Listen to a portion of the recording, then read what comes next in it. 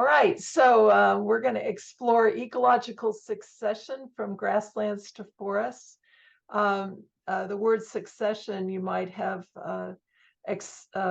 associated with British royalty or other political figures, but it's pretty much the same. What we're looking at is change, moving from one group to another group to another group to another group over time. So it sort of works the same. We just don't have the same names on everybody. What we're going to cover tonight is we'll talk about what ecological succession is, talk a little bit about the history of the concept, which is interesting. And then we're going to look at the two main types of ecological succession, primary and secondary, how they're different and how they're some of their similarities. And then we're going to, I think will lead us up to our little break. And then afterwards, we'll talk about factors. We'll look at some of the models of succession, and then we'll talk about natural and anthropogenic factors that drive and affect ecological succession. All right, so to understand what ecological succession is, first we have to start out with understanding what a community is. A community is an association of interacting populations in a prescribed area or habitat. That's an ecologically heavy definition there. But populations are groups of organisms of the same species. So when you put them all together and they start eating each other, competing with each other, just existing with each other, then we have a community. We call it an ecosystem when we add in the abiotic environmental characteristics as well, but we're only going to talk about the community at this level. So this is where the community fits in the grand scheme of things. You can see you've got trees here, you've got animals. A population is just one species at a time, and then an ecosystem is going to be adding in all those abiotic components. Ecological communities have characteristics that are going to be important in succession. The first is growth, form, and structure. When we talk about communities, we have to talk about the plants. A lot of people are interested in the animals, not so much of the plants, but when we describe communities, we have to start with the plants because the animals will follow the plants. It's sort of like the Field of Dreams movie from a long time ago. If you build it, they will come. Well, if you build the plant community, then the animals will come. We don't find squirrels in grasslands. So we have to have trees for squirrels. So they all have growth, form, and structure. And this is pretty much where we're going to stick for our discussion of succession. Communities also have biodiversity, which you're probably very familiar with, which is different kinds of organisms all inhabiting the same space. They exhibit, some species will be dominant, some species will be rare. And this also figures into succession because we will name our successional communities based on the species that are dominant at certain periods of time. And that sort of changes like waves over time, where some species rise in dominance and then they will fall off and other species will take their place. All ecological communities have trophic structure, which means that we can look at the feeding patterns, food chains, food webs. And they all exhibit this thing called dynamic stability. And this is important also in ecological succession. And you might say, well, what is dynamic stability? It's sort of an oxymoron. Dynamic means moving, stability means not moving. So let's take that apart a little bit. Dynamic stability sort of looks like this. We are looking at time on the x-axis and some community property on the y-axis, and that might be biodiversity, it might be presence or absence of certain species, it might be productivity. So just some property that we choose. And let's say this is the property and it's sort of functioning at this level. So over time, we'll see that that property is probably pretty stable in the community. And that's normal for a community because communities like to be stable. They don't change frequently, not like population size or something that like that. So we would call that a stable community. But every once in a while, there'll be some disturbance or perturbation, like a fire or a flood or hurricane or insect attack or something like that we'll talk about. When there's a perturbation, then that upsets the stable condition that we've got going on, and it will change that community property. So after that, though, the community may recover and then become stable again. So the two things we're looking at in here, one is resistance. So most communities are stable because they resist change. They resist change as long as that change isn't too big for them to handle. If that change is too big, then we'll see some change in that property, but then they can recover whatever that property is over time based on how resilient they are. So if they're very resilient, then they'll recover that property pretty quickly. If they're less resistant, they may recover that property over a longer period of time. So these are really important when we're looking at succession, because succession often involves a perturbation that will change the community. Okay, so if we have a perturbation that is too big for the and the community doesn't have the resilience to recover, then what we may see is a different kind of community that will result as in time. And that's like a new normal. It's another community, another stable community, but it's not the same one we started with. Now, that can happen after really severe perturbations. And if the perturbation, the disturbance is too great, then we may lose the community completely. And that's happened too. I'm going to show you some examples of where all of these have happened. So that's dynamic stability. I am also going to welcome questions throughout this. I need to put the chat on so I can see them.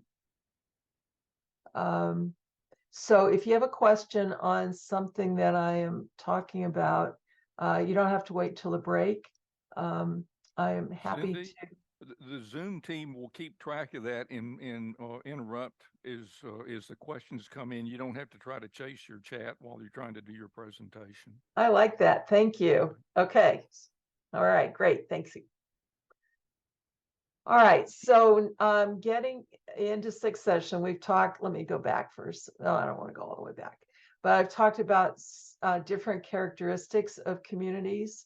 And one of those is plant growth forms. And this is how we name our successional communities. So I want to give you a list of all the major community plant growth forms that we're going to start with, because we're going to name our communities in succession based on what types of plant growth forms are there. So I'm going to throw all of these up here and then we'll talk about them. I'm sure you have heard about all of these, but you may not have thought about all of them. If you're working in prairie restoration or wetland restoration, you're probably more familiar with these. But everybody knows what a tree is, or you should know a tree. We think we know a tree. We look at different ecosystems or communities, and we can recognize a tree from a shrub. But in terms of their definition, a tree is going to be a single trunked individual that branches usually some elevation above the ground, and shrubs are usually multi-trunked. But if you look down at what the growth forms are, shrubs and trees have similar growth forms. So we have needle-leaf trees, which are conifers, pines, spruce. Broadleaf evergreen trees are what we see in tropical rainforests. They're broadleaf trees as opposed to needle-leaf trees, but they stay green all year long. The closest thing we have to that kind of growth form here would be live oaks. Broadleaf evergreen trees do lose their leaves. They just don't drop them all at once. That would be down here, broadleaf deciduous, which most of our trees around here are. We have evergreen sclerophyll. Sclerophyll are real thick leaf trees, thorn trees, rosette trees. And when these different growth forms are dominant in a community, then we will name that community based on that vegetation. If we don't have a tree community, we have a shrub community, then we would name those communities based on the types of leaves those trees have as well. We can have liana communities. These are mostly in the tropics, which are big woody vines.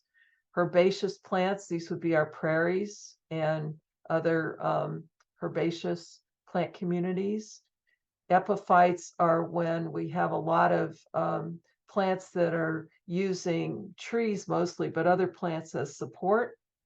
And then the thallophytes are the simplest ones, the lichens, mosses, and liverworts.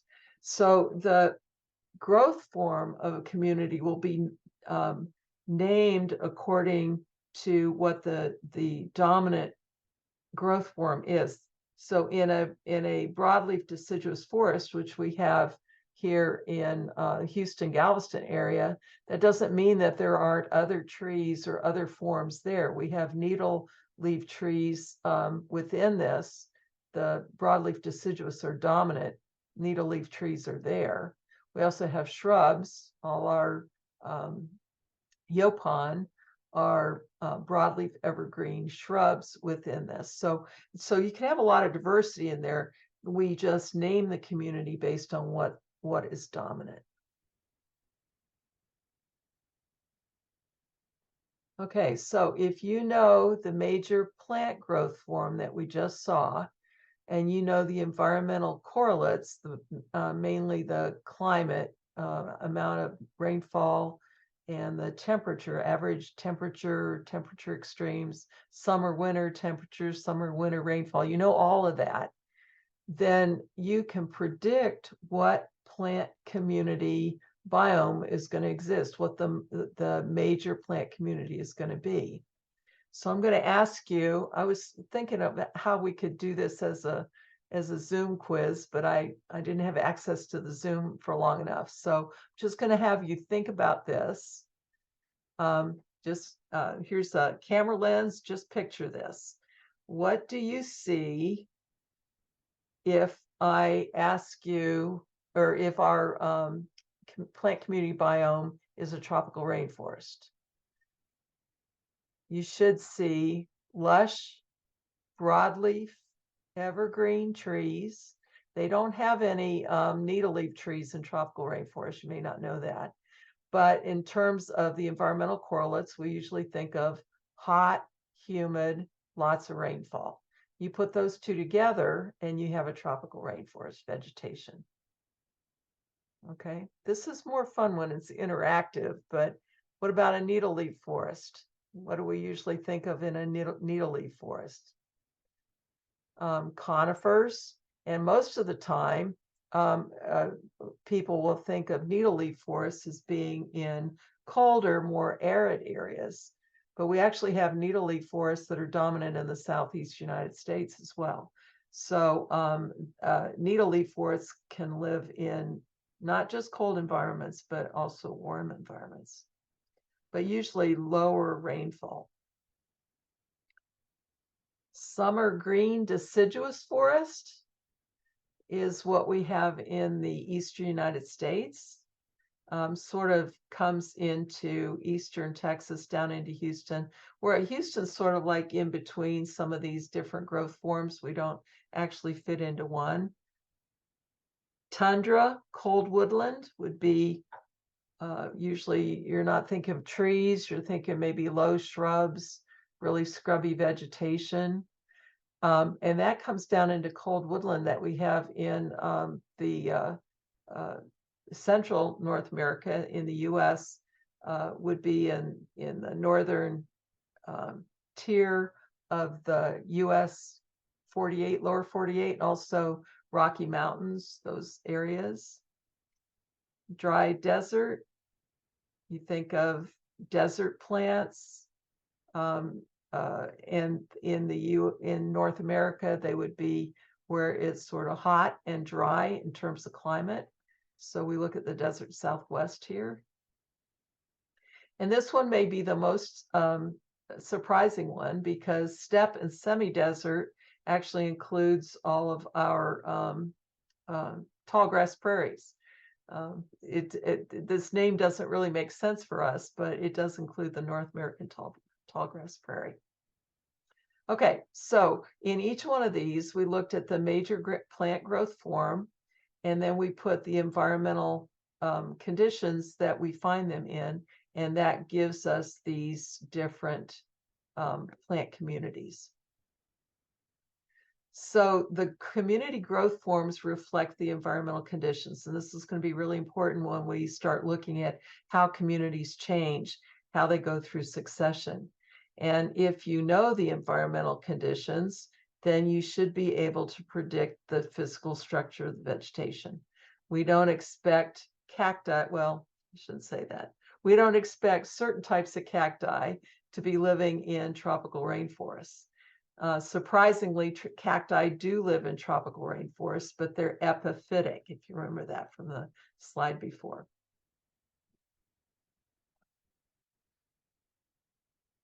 All right, so that brings us to what is ecological succession. It's defined as the directional, orderly change in vegetation over ecological time. So succession just is change and what we're measuring it in ecology, we're looking at the change in vegetation. Because if you change the vegetation, then you will change the animal community. It will change with the vegetation.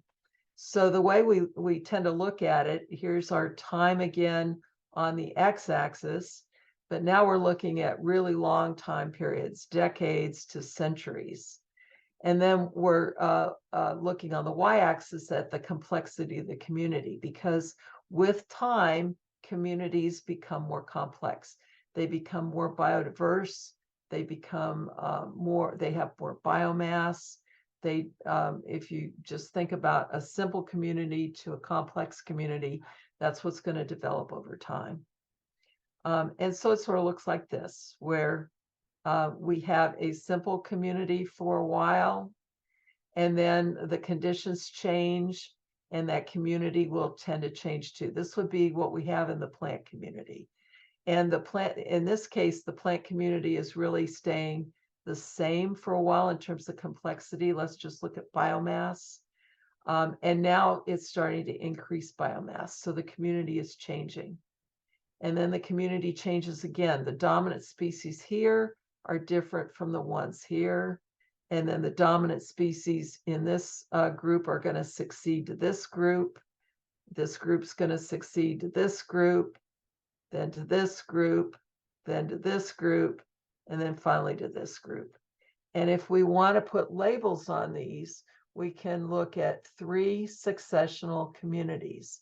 The pioneers, which are the original, we call them the early successional species, the ones that are the first to arrive at the site. Then we have the climax species, and this is a very debatable group now, which I'll get to as we go through this. But historically, the climax community has been thought to be the community that no longer changes, that you start with these early species and then they change. And when they get to this point, then they're no longer going to change. So all of those communities that exist between the pioneer and the climax are called transitional or intermediate communities.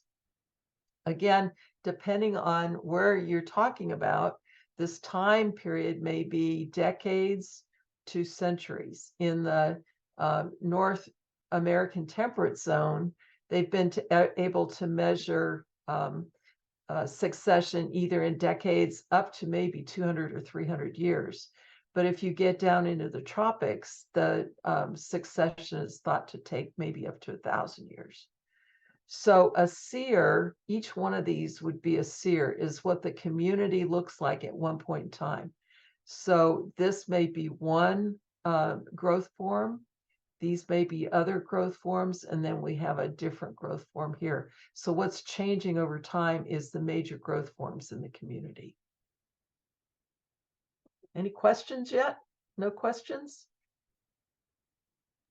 None, Cindy, not yet. Okay, all right. All right, so let's look at a little bit of how we got to understanding this concept of succession. It started in the 18th and 19th centuries with some naturalists that were just out observing. Most of these naturalists were collecting specimens and trying to name specimens and sort of organize nature. And they were also observing that there seemed to be some kind of organized change that was also happening in nature. So this first one is Georges Louis Leclerc. He's the Count of Buffon, and he's pretty much known throughout ecology just as Buffon. He's considered to be the father of natural history. And he observed that oaks and beeches in Europe were that poplars in Europe were succeeding into oaks and beeches in natural forest evolution over periods of decades here. It wasn't very long. Unfortunately, he did a lot of work with, I shouldn't say unfortunately, well, maybe, interestingly, maybe is a better word for it. He was also the early naturalist that wrote that humans, animals, and plants were all regulated by the same processes. And he got in trouble with the powers that be at the University of Paris, and they made him recant all his work because he was going against the creation biblical story. So he ended up recanting everything, although his published work is still out there. Interesting for him. He was the first to observe and write about ecological succession. He was followed up by Jean-André Deluc, who's a Swiss geologist, and about the same time, Adolphe Dureau de la Malle was a French geographer, and they built on Buffon's observations, and they were the first to use succession to describe what was happening in a forest after it was clear cut. And their use of the word succession was just like the French royalty, the European royalty, where you were going from family to family to family. That's exactly the meaning that they had behind using this word. And then we have, that's their pictures. And then we have Henry David Thoreau, who wrote a book on succession called The Succession of Forest Trees in 1859. And there's a quote that he was, I'm not sure it was in the book, but in interviews for why he wrote the book, I'm going to give you the quote here. He said, "It has long been known to observers that squirrels bury nuts in the ground, but I'm not aware that anyone has thus accounted for the regular succession of forests." So everybody knew that squirrels buried nuts, but they didn't know what happened to those nuts after they were buried. So there's his succession of forest trees.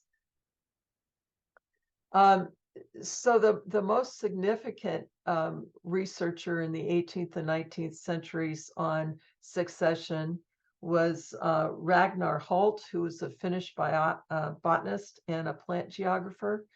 And he was very interested in studying vegetation. He was the first to put methods on vegetation analysis.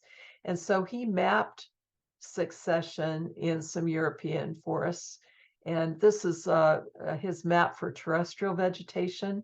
He was the first to show that grasslands over time will turn into heath. That's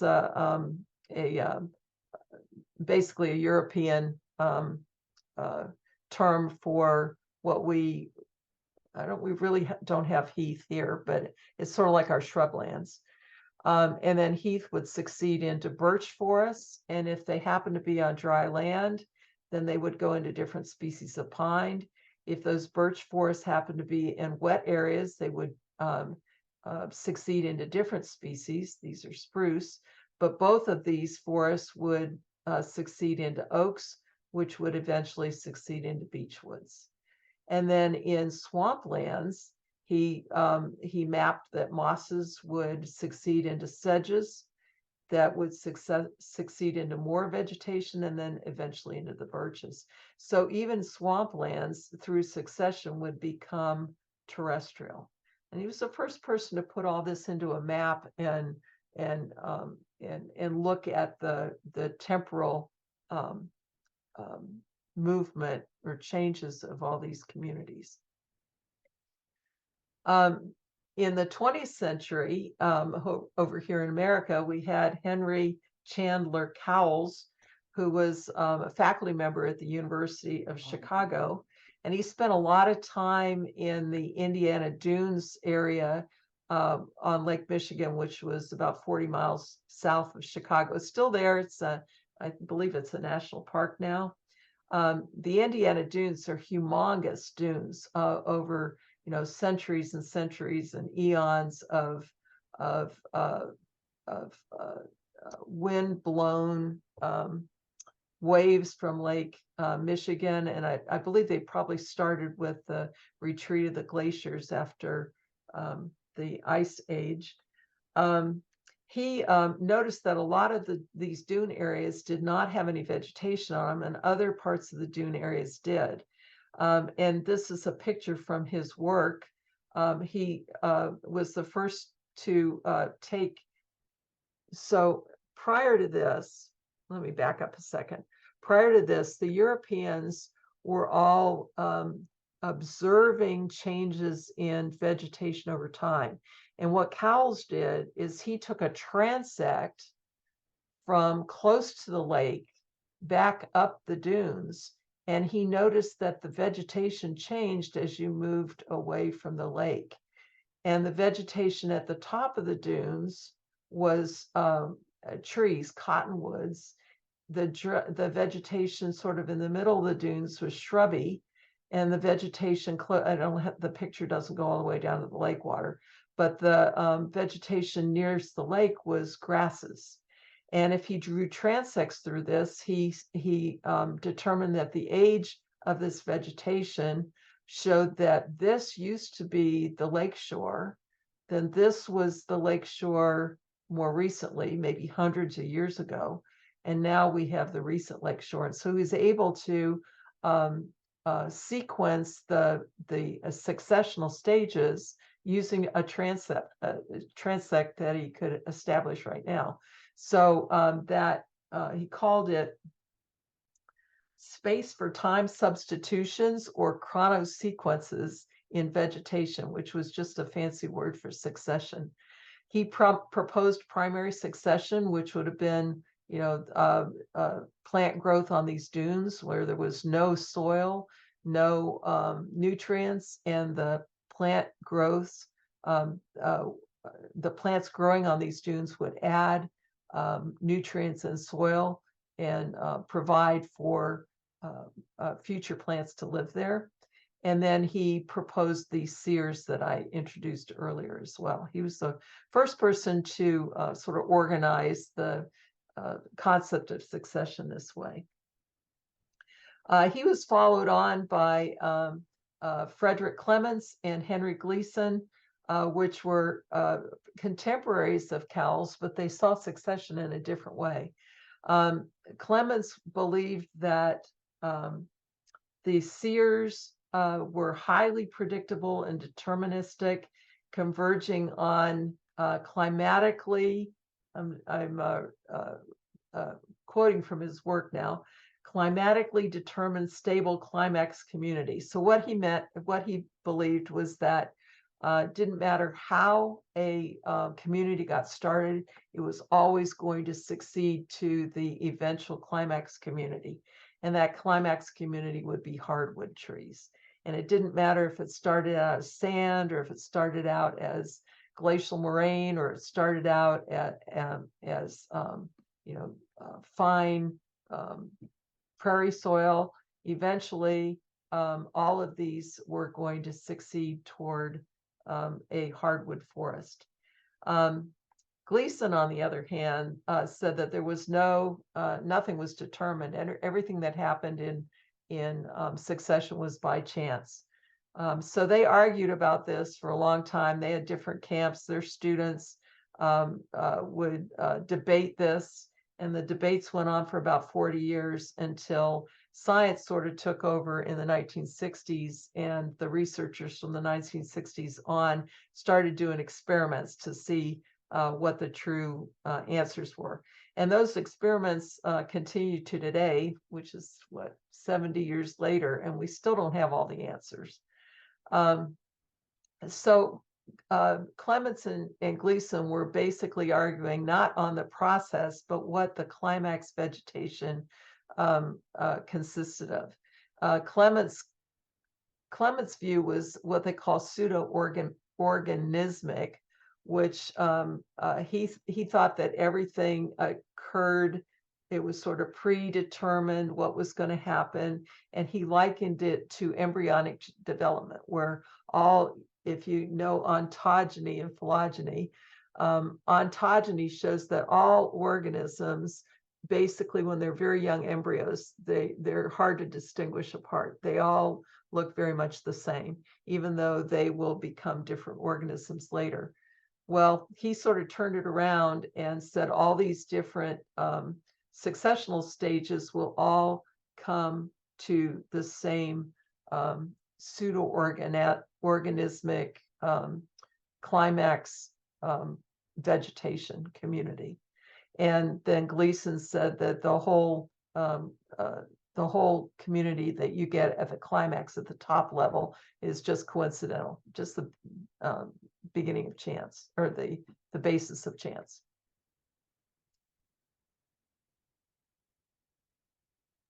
Cindy, we got a question for you. Yes, ma'am.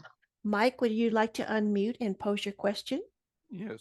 Cindy, do early sears tend to be more annuals, and then the later perennials tend to dominate, particularly with a disturbed site? Yes, and that's exactly where we're going now. I didn't plant your question, I promise, but that's exactly right. Okay, so I want to introduce these two ways that we look at succession, two ways that succession can occur. Let me go back a slide. Whether you were to follow the Clementsian approach or the Gleason approach, they both would either start with primary or secondary succession. The big argument between the two of them has to do with what this climax community looks like. So we'll start with primary succession. Primary succession starts on brand new land. How does that new land form? It might be volcanic ash that's turned into rock. It might be the retreat of a glacier that's left bare rock with no soil on it. It might be rock that has had all the soil blown off of it. And it might be riverbank sediments that when the river changes course and it throws all the sediment or sand up along the bank, basically there's no vegetation, there's no nutrients, there's nothing here, just bare rock. So the organisms that colonize that have to be simple, and they have to not require any kind of sediment, soil or nutrients. And so we end up with a very simple community. Lichens are a good pioneer species community because they don't require anything. But as they live and die on that rock, then what they're doing is they're adding nutrients ever so slowly to that the surface of those rocks. And then as they provide a little bit of substrate and nutrients, that allows small annual plants to start colonizing. If you can think about how you've seen a dandelion, where dandelions have grown in the past, they'll just sprout up from wherever you might have a crack in the pavement or a crack in the rock. And there are a lot of little plants like that. And as they live and die, I keep losing my cursor, sorry there. As they live and die in that, then they are producing more nutrients and bigger cracks in the rock. The rock is going to crack under normal environmental conditions of rainfall and heat and sun. And every time there's a little crack that can fill up with a little bit of organic material, then you have a little bit more soil. So this can take tens to hundreds to thousands of years here to get this process started. But this is what makes primary succession, where you're starting with nothing and you're creating something. I use an example when I teach this in my classes of a parking lot that's been abandoned. And if some of you have been around here long enough, you remember when you could drive to Galveston on 45 and going south on 45 off to the left in Lamarck, there was a double screen movie theater, drive-in movie theater, if any of you remember that. And the concessions and the actual projection room was in the middle, and they would project the movies to opposite screens.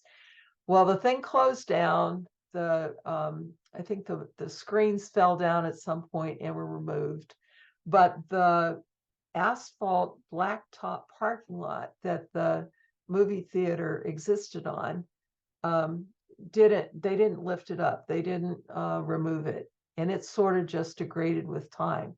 So for a while there was nothing growing on it. That asphalt is like the same thing as bare rock here. But the longer, in the heat of the Houston sun, Southeast Texas sun, it cracked that asphalt apart. We got little bits of soil in there, and pretty soon plants could take over. And for a while, you had some annuals and a pretty diverse grassland there, but this was still the time of Chinese tallow. And then eventually a Chinese tallow forest took over. But that's succession. And that's what makes primary succession. The other hallmark about primary succession is that you can never, what the succession does is it changes the environment such that you can never go back to the way it originally was. So you can't go back to these rocks. There's no way. You can change it. You can pour more blacktop. You can have another volcanic eruption, but the succession can never go back to the way it was.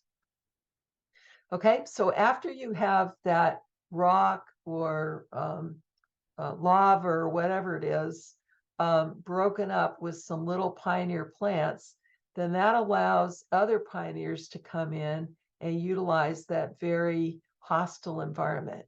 So these are all called pioneers. Pioneers are important because they do something to the environment that makes it possible for other species to come in and live. And so the climax community here, you can see trees, and these are the hardwoods. So in the classical model, you've got oaks, maples, hickory, beech, these kinds of trees that form your forest. And intermediate species here are usually perennials. It can be some grasses, but usually we leave the grasses down here, and a lot of pine trees. And you'll see that we've got the hardwood trees are in here as well, but they grow slower than the pines do. So eventually they will take over from the pines. And where the pines are dominant in the intermediate stages, the pines may still be present, but they're not dominant in the climax community. That's the classical model for primary succession. This is, I've got several examples here of primary succession that you may have heard about before. This is a classical primary succession example, and this is Krakatau Island, Indonesia. This was well, this is in the, it's not too far from Jakarta. It's to the northwest of Jakarta now. It's still there, but it looks very different than it did in 1883 prior to the explosion of this very big volcano. The studies on this say this is the loudest noise ever produced on Earth, and there's a book called the noise that's heard around the world or something like that. Anyway, this was the island of Krakatoa before the explosion, and this is what's left of it today. It was so powerful that it obliterated all life within 25 miles, and there were a lot of islands scattered around here, but it completely obliterated all life. It obliterated the soil, it obliterated everything. There was nothing left. This is a artist's rendition of it, but this is an actual photograph from the day it exploded. There was a lot of loss of life, human life, in addition to ecological life that inhabited all these islands. So what was left was completely barren and provided a really nice experiment for scientists to go out and visit these newly barren islands and see what colonized. And so we have to keep in mind that they probably inadvertently brought a lot of these species with them, but they tracked life as it reappeared on Krakatoa over the next 100 years. And so in 1883, there was no life. Within the first 20 years, they saw blue-green algae and grasses. There's our really simple life that doesn't need soil, that's adding organic matter and providing soil now that grasslands and little tree seedlings and shrubs can exist on. And then as you proceed forward in the next 100 years, we are back to a pretty healthy looking forest by the end of that period. And that's succession. We're going from pioneers to intermediate to climax forest. You don't see any pines here because pines don't live in the tropics, but their intermediate stages were shrubs. Okay. Another example has been followed over about 300 years, and this is Glacier Bay in Alaska. And this glacier was all the way, if you can, I don't have a bigger map to show you exactly where it is, but this is in southern Alaska. And the glacier extended all the way down here into this bay, and it's been retreating for 300 years. So in 1760, it was here. Here's the 1800s, 1900s, and the last time that there's data for this map was 1950. So there's about 300 years. Is that right? No, 200 years. Sorry, 200 years of retreat on this map.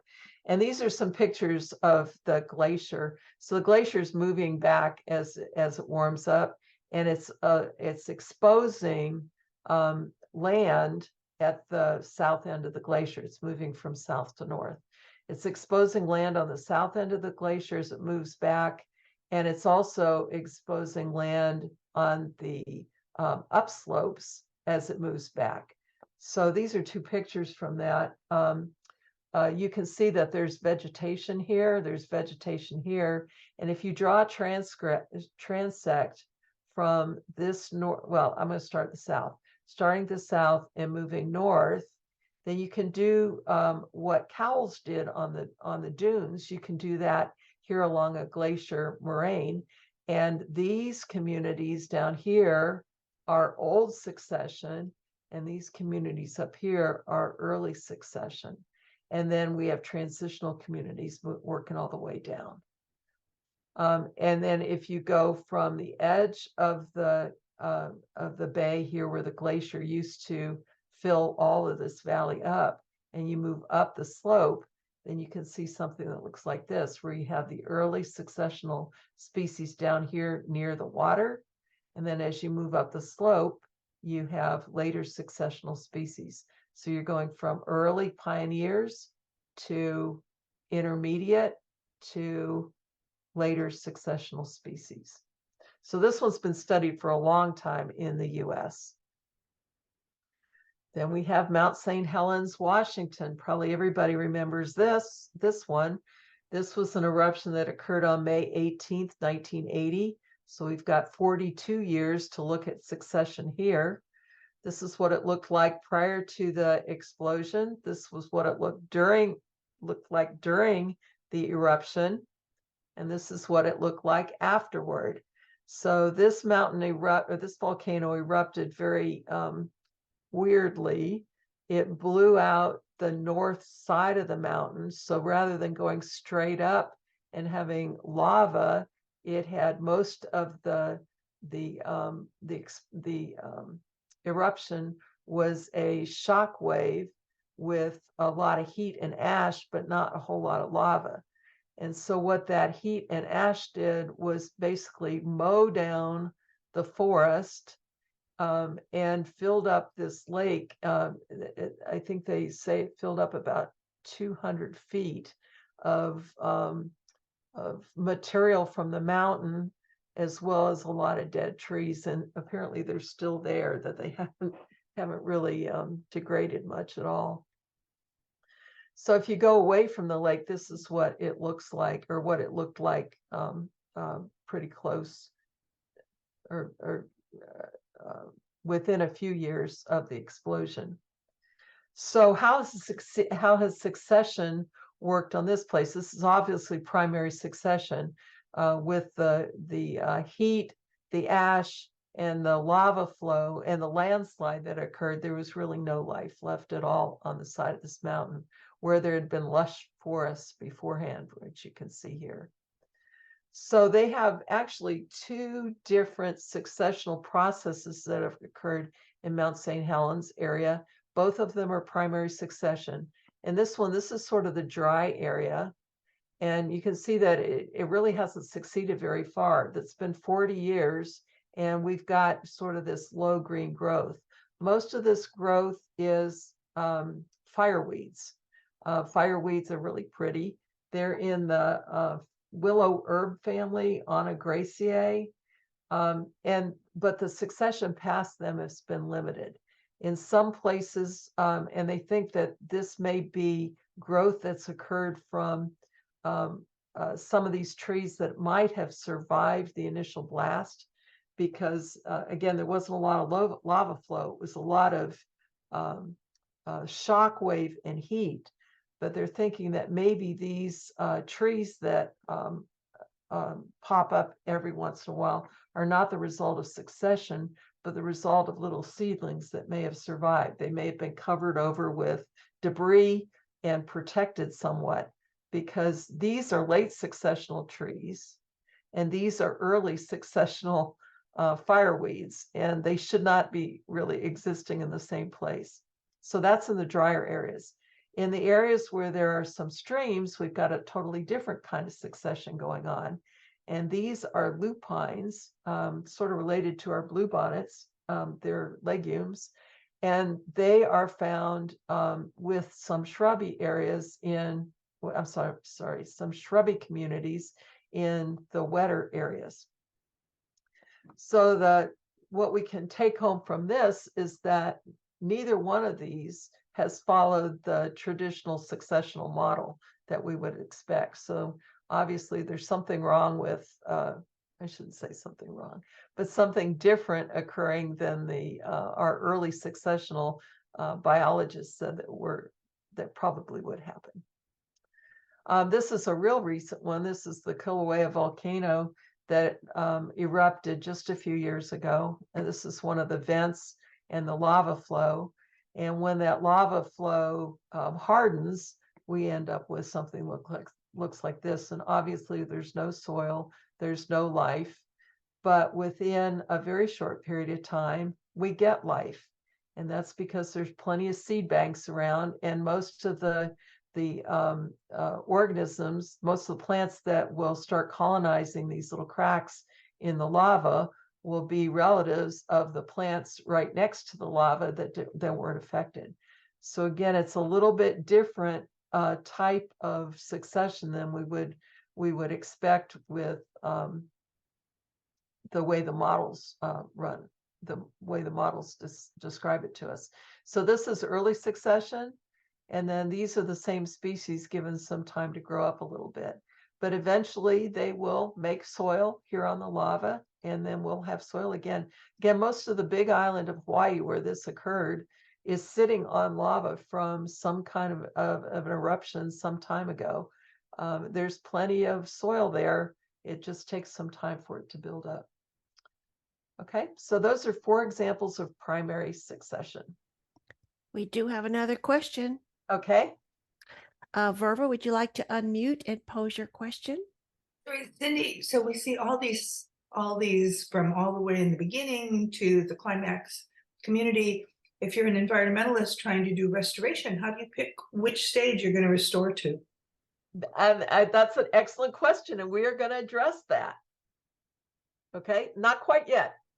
Can you hold on? You betcha. Great.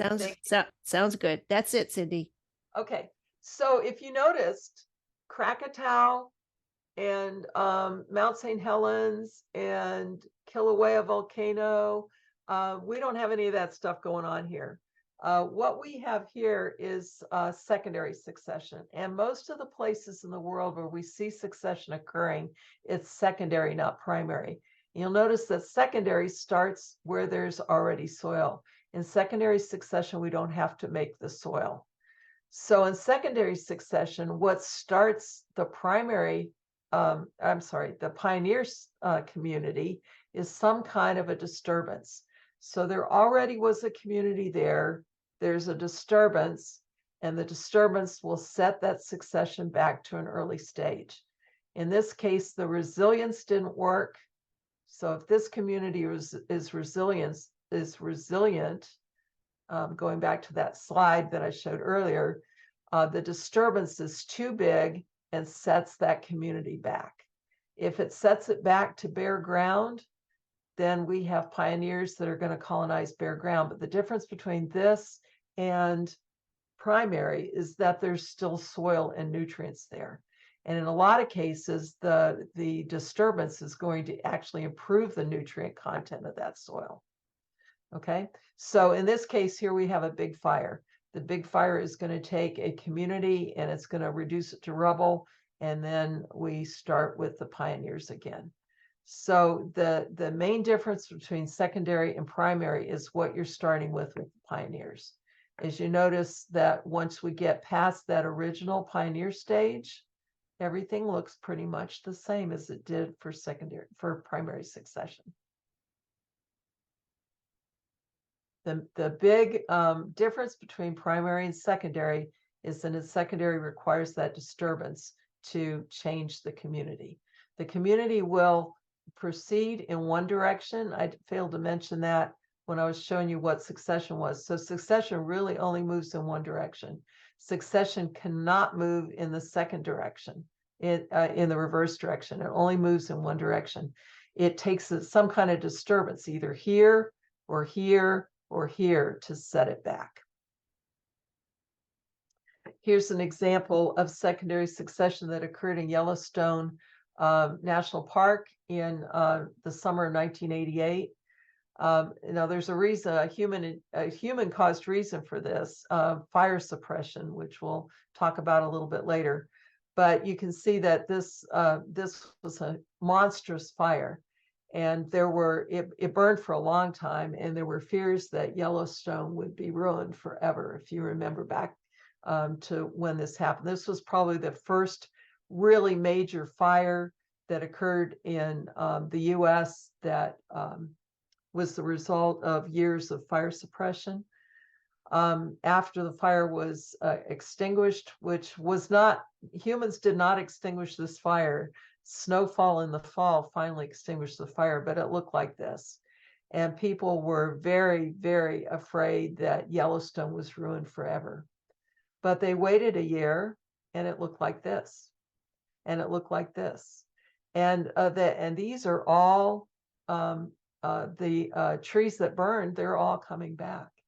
What we realized, I mean, I think foresters knew this in the beginning, but they didn't realize the importance of it until this fire, that having regular fire in ecosystems like this were critical in restoring the forest, because these lodgepole pines require the adult trees, the mature trees, were dropping pine cones full of seeds to the forest floor, but nothing was germinating because this species and other species like it in these forests require the heat of a forest fire to release the seeds from the pine cone.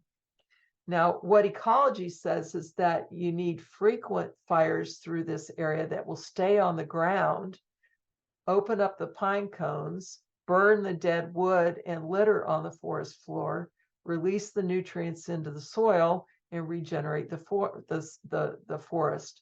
So what that is succession. The disturbance in succession wouldn't set it back as far. But look at the diversity here. It was just amazing. So that's an example of secondary succession, where here the mature forest, the climax forest, was burned and set it all the way back to the pioneers. This is what it looks several years later. So we have the forest growing back. It's going to take 100 to 200 years to become the forest that it looked like before, but it will come back. It's not ruined. North American prairies. Now, you guys are all familiar with this. Our chapter is big in succession in prairies. We know that fire is important for keeping trees from growing in the prairie, and we use fire here to keep Chinese tallow in particular from growing. But in the tallgrass prairie that doesn't have Chinese tallow problems, prairies are maintained or stay prairies because they have fire that's frequent enough to set that succession back or keep it simple enough so that trees don't get established. So we have the grasses burning here. Within weeks, we have new growth. And this was an experiment here. This John Pennoyer was the photographer here. This is a recently burned field. This is 1 week later, and this is 4 weeks later. So you can see those grasses bounce back really fast. So this is succession that doesn't take decades or centuries to accomplish. This is really fast. Both of these are examples of secondary succession. Hey, Cindy, we have a question. Yes. So, oh, well, Martha wants to withdraw her question, but I'm going to read it for her. So she said, is our historical Gulf Coast prairie an early succession and will be trees in the future? So let me answer that question coming up here. Okay. Okay, sounds good. Yes and no. But we'll cover some factors here. All right, so here's the classical successional process that I mentioned before. It goes from grasses to shrubs to pines to hardwoods, pioneers to transitional to climax. And I'm going to try to keep these colors so I'm keeping these colors so you can keep these successional stages separated. Simple succession leads to a grassland. Complex succession leads to what's called a mesic hardwood forest. This is in the classical successional process. Now, this is sort of answering Martha's question now. Simple succession never goes beyond a grassland. And there's a reason for this, and we're going to look at some factors that will keep it a grassland. Complex succession always goes past the grassland and ends up at the hardwoods. And it's important to mention that this is a mesic hardwood forest. Mesic means moderate rainfall, not lots of rainfall, not dry, but just right in the Goldilocks vernacular. And these are the two successional processes that we see in the classical models. Now, we've really worked away from those over the last few years, but this is where we started. Early successional, the pioneer species, and the late successional, the climax species, are very different. Pioneer species are opportunistic. They'll grow just about anywhere. Late successional species are specialists. They only grow in certain areas. You can see that these are mostly annuals here. These are mostly going to be longer lived species. When we get down here, early successional species will change with time, whereas late successional or climax species don't change. They remain the same for a long period of time. Okay, so we will, after our break here, if we have time for a short break, I just noticed that it took me an hour to do the first 25 slides. I do this all the time. I even rehearsed this, but anyway, do we need a short break or can we keep on going? I think we can keep going, Cindy. Okay. When Ellen and I talked about this yesterday, she thought you might want a break, but we've got the exciting stuff coming up now. So let's just keep on going. All right. So we have three succession models, classical succession models. One of them is called, the first one's called the facilitation model. All three of these models were developed by two ecologists in the 1970s. So the A's is the pioneer community. The D is the D community or the climax community, and B and C are the intermediate or transitional communities. In the facilitation model, each community will improve the habitat for the next community to follow it. So the pioneers colonize hostile environmental conditions, and they will improve the community so that this transitional community can come in. This transitional community comes in and improves the community so the next growth form can come in. They come in and improve it so that the pioneers can come in. And the best example I can think about this would be nutrients, where there's no nitrogen in the soil. So the pioneers are nitrogen fixers. And as they live there, they will put nitrogen into the soil. They don't like nitrogen, so their progeny, their seeds eventually will not be able to germinate in the soil. There's too much nitrogen. So they'll go away, they'll go to someplace else. But now this next community can move in. They need minimal amounts of nitrogen, but they need more than the pioneers did, so they can grow here now. And as they live and die, they're putting more nitrogen into the soil. Eventually, there's too much nitrogen for them, but the next community can move in because they need that much nitrogen. And then they put more nitrogen in the soil, and eventually this last community will replace itself. So each successional stage will facilitate the existence of the next stage. We see this in primary succession a lot. I mean, you need pioneers that are going to start out on bare rock, no soil, no nutrients. And in that glacial moraine, you can see the facilitation model working as they put more nutrients and add more soil to the environment. The second model is the tolerance model, and this is what we see working mostly in secondary succession, where your pioneers and intermediates are pretty much all, and your climax community, they're all present at the same time. All the seeds, they're there. You've got a gigantic seed bank. But what grows first are the fastest growing. Then you've got the next fastest growing will replace these, and then so each community that succeeds the one before it is more tolerant. And the example that I want to give here, so there's no improvement of the environment here. So the example I want to give here is shade. Go back to here. Here we have grasses, but we have the seeds for all of the other communities that can be there. They're all present here, but the grasses grow the fastest. The shrubs, the pines, and the hardwoods, they're shade tolerant here, so they can continue to grow being shaded by the grasses. The next fastest growing are the shrubs. The shrubs and the pines and the hardwoods are still all here, but the shrubs grow faster than the pines and the hardwoods, and they eventually shade out the grasses, so then they become dominant. The pines and the hardwoods are still growing. The pines grow a little faster than the hardwoods, and now they can shade out the shrubs. And then our shade tolerant hardwoods, the tortoise wins the race, slow and steady wins the race, and they eventually will shade out the pines. Now you have a mixed forest here that's got probably representatives of all of these species present, but now the hardwoods are dominant.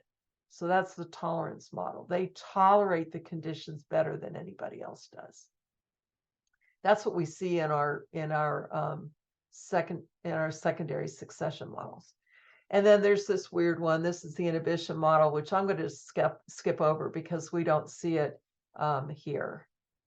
But that's when the first species to get to the site inhibits anybody else from growing there. Okay, so this should answer everybody's questions. Should we expect a prairie along the Gulf Coast to become a hardwood in the future? There are 4 natural factors that will affect succession and will tell us what kind of where succession will end. The first of those is climate. These are climate biomes in North America. And if we get right down here into Texas, you can see we've got several climate biomes here. The one that we have here in Houston is called a humid subtropical right here. But we also have, where to go? Hot semi-arid, which is here. And we have hot desert, which is here. So we have a whole bunch of climates here in Texas. You go north, we have we have colder and drier. This is sort of warm and wet. This is more tropical down here. So that's the first thing: temperature, moisture, and elevation. That's the first thing we need to look at on how far succession is going to, or what kind of succession we're going to see. The second natural factor that affects succession is what the soil looks like. Soil texture, how much organic material is there. I mean, if you have a real sandy soil, you're not going to expect to see the same kind of plants growing as if you have deep, fertile soil, or if you have clayey soil. So the texture is going to determine what kinds of plants we see and whether we have organic material or not. Some plants need a lot more organic material than others do. The third natural factor is grazing pressure. Do we have large grazers? Do we have insect grazers? And how many are there? How much of our plants are being grazed by over a period of a year? And then the fourth factor is the fire regime. And this is a modal fire regime group for the U.S. It has 5 different fire modes, and the legend is over here. So in Texas, right where we are, we're either in mode 1, which is up here in the green, or mode 2 in the yellow. Mode 1 is low severity fires that occur every 35 years or so. Low severity means that they might burn less than 25% of the forest, but maybe every 35 years. Now, we know that doesn't happen because we have fire suppression going on here. Mode 2 is high severity. So these are more grasslands down here. So we have forests up here, lower severity, grasslands, higher severity. So you put these 4 natural factors together and we can see how succession works. So this is succession that stops in grassland. So Martha's question about the coastal prairie, these are the most important factors that will stop succession at a grassland. You have low annual rainfall, deep loam or clay soils, nutrient-rich organic layer, high grazing pressure from large grazers. Historically, it was buffalo. Now it's mostly insects, and a group 2 fire regime, which is high intensity with a pretty high frequency. What will happen here is that you don't, this is not conducive to tree growth. So to answer Martha's question, I know she withdrew it, but to answer hers, we will continue to see, if we left everything alone, including fire suppression, then we would continue to see prairies here, natural prairies. Where we see natural woodlands is along the wetter areas that don't have these same characteristics. They look more like our forests. Succession in wetland, the most important thing here is the soil. So the climate, the temperature, and the rainfall can be the same as what we have in a grassland or forest, but we have different types of soil here. And then succession to a temperate forest involves moderate annual rainfall, seasonal variation in temperature, just like we saw with the other 2, but a different kind of soil. Now we have clay-enriched subsoil and moderate grazing and a lower intensity forest. Now this is what we see in the Midwest or New England. This is mesic. And ends up in what the classical succession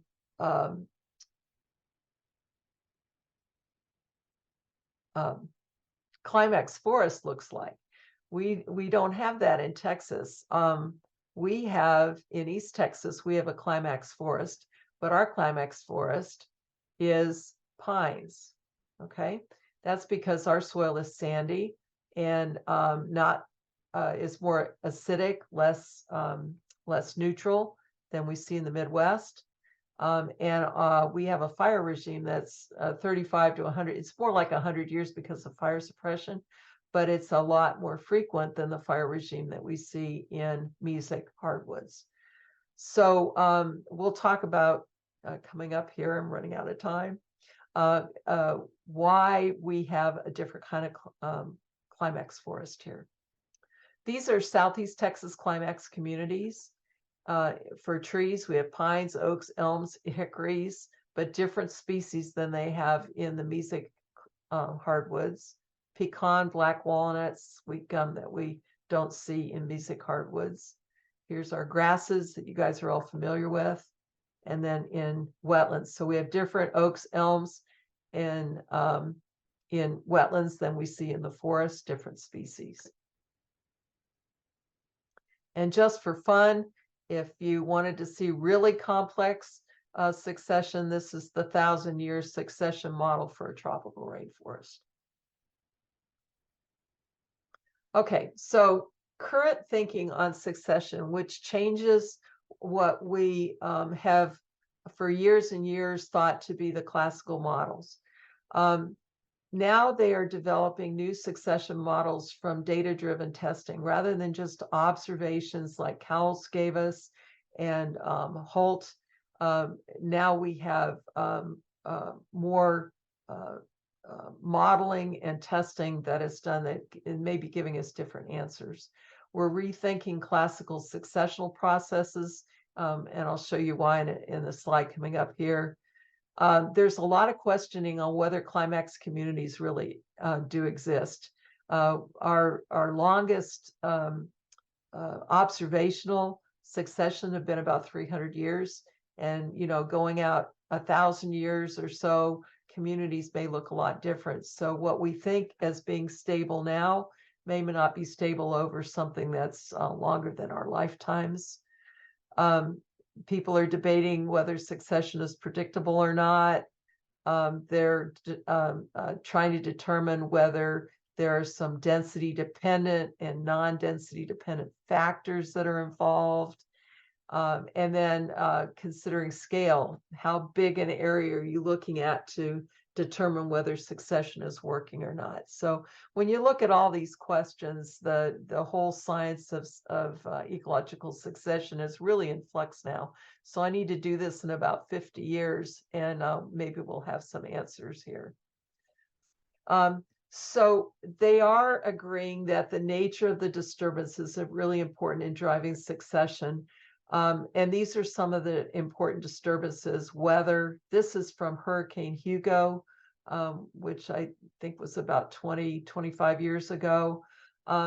So this kind of succession is different than what you'd have from a fire, because the mature trees are all gone, but you still have the seed bank, you still have the seedlings, and so it can grow back up. If you have a fire, then you might destroy all of the seed bank as well. This is an example of insect infestation in Canada, and that's a different kind of succession as well. The extent of the disturbance is important. This is how ecology wants to burn a forest. This is what fire suppression does to fire in a forest. This is a low growing fire, a low burning fire, doesn't get up into the canopy, and will open up cones and renew the forest. This is called a minor disturbance. This is a major disturbance. This will set succession back a lot less than this one will. Another thought is that succession occurs in mosaics, and this is where we have to consider scale. If you're looking at succession in a community that's this big, it all looks like it's in the same successional state. But if you look at a succession that's this big, you can see that it has burned in patches. And so this part of the community is undergoing succession and is in a different level of succession than this one is. So again, how big is the scale? This one is in an early successional state. Back here, we have a later successional state. So one community can be undergoing multiple successional stages at the same time. And then what is a classical community? What is a climax community? In the classical model, all our climax communities were mesic hardwoods.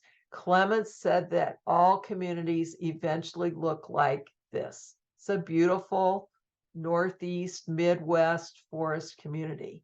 And they are comprised of oak, maple, hickory, beech, and they are the typical forests of the Northeast and Midwest in the U.S.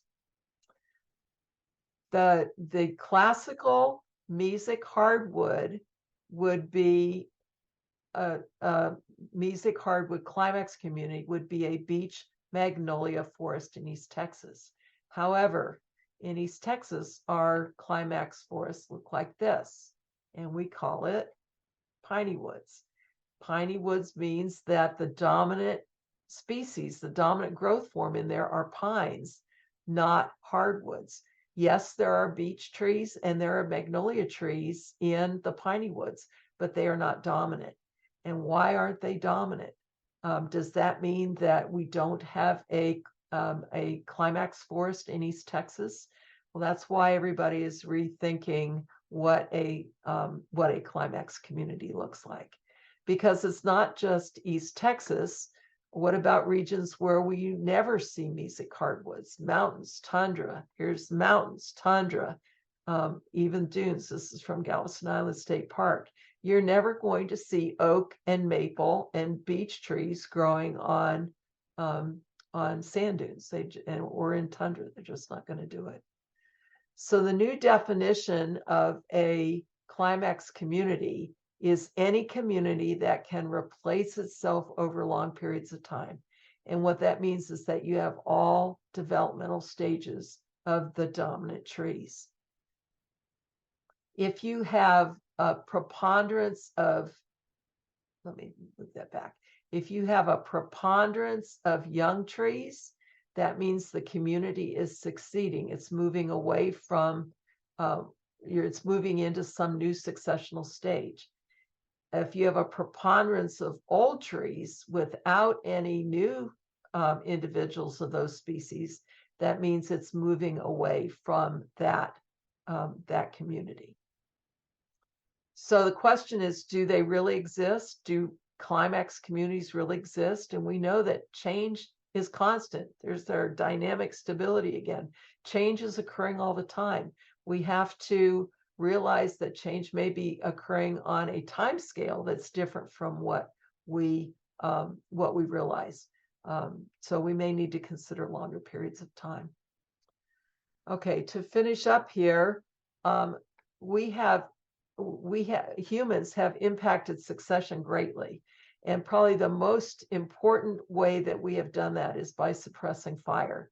Now, this shows you how forest fires occur, but actually in most ecological situations, if fire has not been suppressed, then we'll have lots of small surface fires that they will very rarely get up into the tree crowns because they are low temperature, low burning fire along the ground.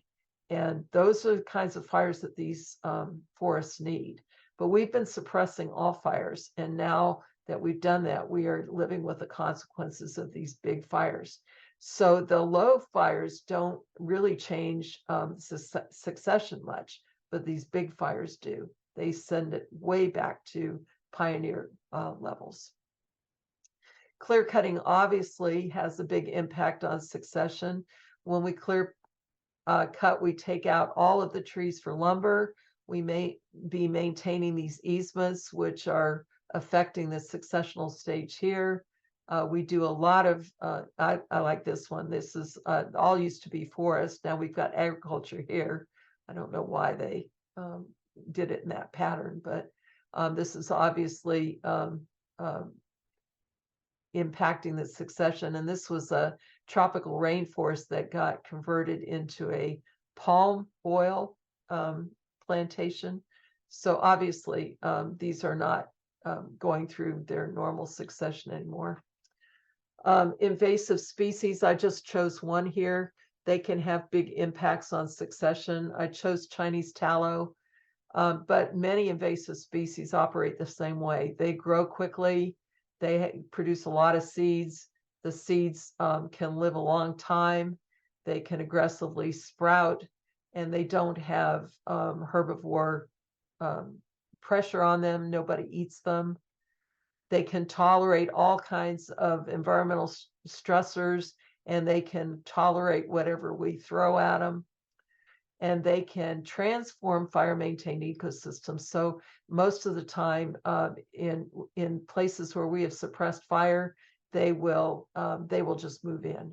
And what you end up with is a Chinese tallow monoculture, and so that is not following succession anymore.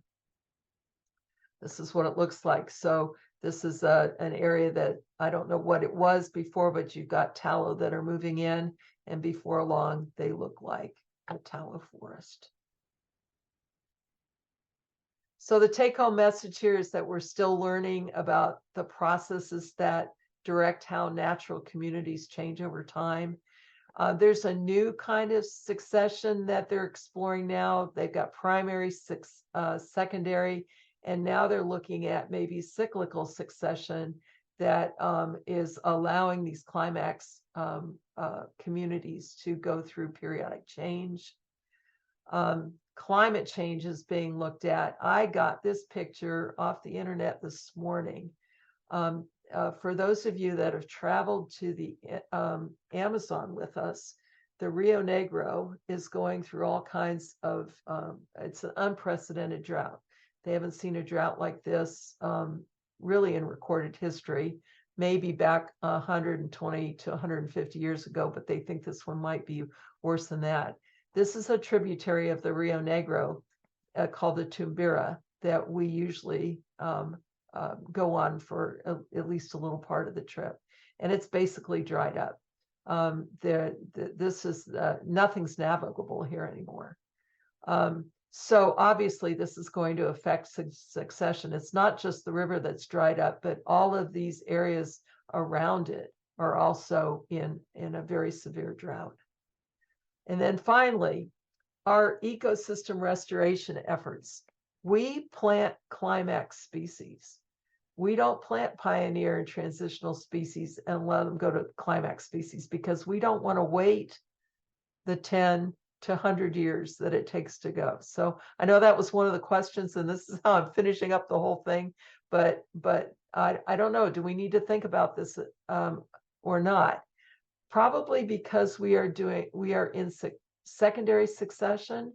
Planting the climax species is okay because you've already got the nutrients in the soil, but this is just something to consider if we want to allow natural succession to occur.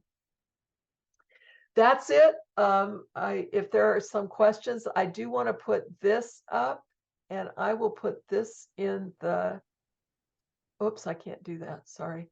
I will put it in the chat, or maybe, well, or if anybody's interested.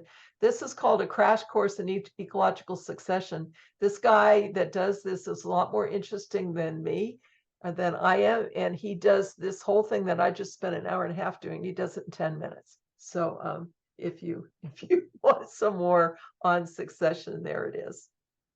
Actually, I think if you look up crash course in ecological succession, you can find it. He's very, very engaging. So that's it. Are there any questions? Well, Cindy, you were excellent. So I don't know how that gentleman can be better than you. Oh, he's got all the bells and whistles. He's got all the video, cartoons, the whole works. So. Well, you had us all engaged. We do have one question from Robin. Robin, you want to unmute? Maybe. Yeah, okay, I'm unmuted. Hey, Cindy, awesome as usual. Hi, Robin. Changing from salt marsh to mangrove, is that succession or invasion? That's invasion.